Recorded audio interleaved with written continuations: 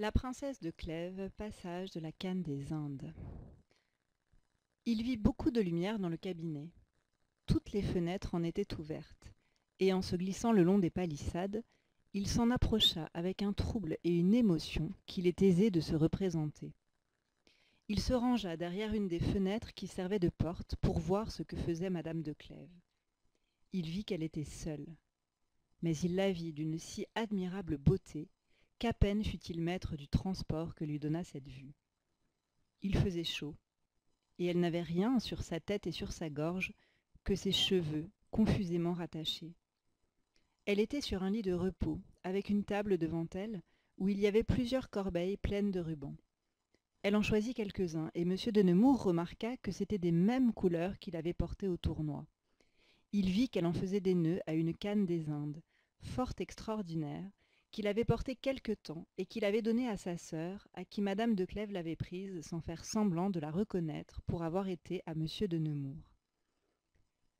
Après qu'elle eut achevé son ouvrage avec une grâce et une douceur que répandaient sur son visage les sentiments qu'elle avait dans le cœur, elle prit un flambeau et s'en alla, proche d'une grande table, vis-à-vis du tableau du siège de Metz où était le portrait de M. de Nemours.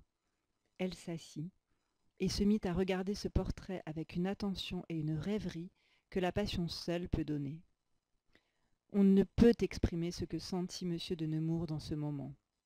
Voir au milieu de la nuit, dans le plus beau lieu du monde, une personne qu'il adorait, la voir sans qu'elle sût qu'il la voyait, et la voir tout occupée des choses qui n'avaient du rapport à lui et à la passion qu'elle lui cachait, c'est ce qui n'a jamais été goûté ni imaginé par nul autre amant.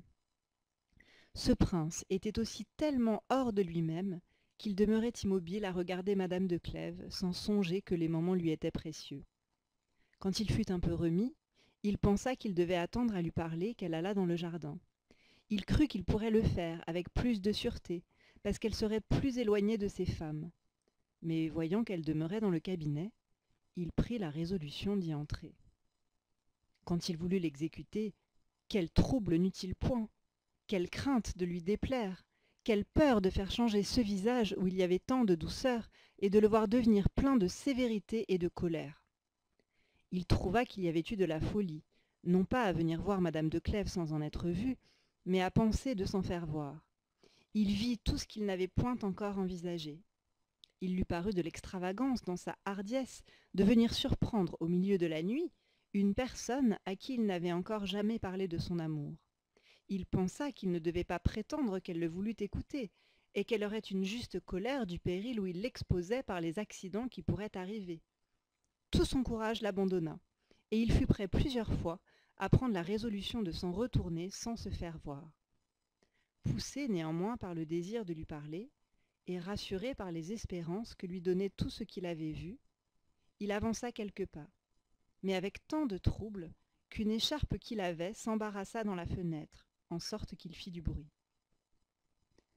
Madame de Clèves tourna la tête, et soit qu'elle eût l'esprit rempli de ce prince, ou qu'il fût dans un lieu où la lumière donnait assez pour qu'elle le pût distinguer, elle crut le reconnaître, et sans balancer ni se retourner du côté où il était, elle entra dans le lieu où étaient ses femmes.